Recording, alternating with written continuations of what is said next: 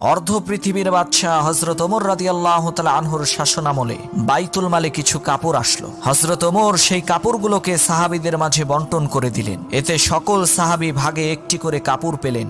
জুমার দিন হযরত ওমর খুতবা দেওয়ার জন্য দাঁড়িয়ে দেখতে পান সব সাহাবী অমনোযোগী হয়ে আছে। তিনি সাহাবীদেরকে জিজ্ঞেস করলেন, তোমরা কি আমার বক্তব্য শুনবে না? সাথে সাথে হযরত সালমান ফারসি রাদিয়াল্লাহু তাআলা আনহু দাঁড়িয়ে বললেন, না আমিরুল মুমিনিন, আমরা আপনার বক্তব্য শুনব না। হযরত ওমর বললেন, কেন, কি হয়েছে?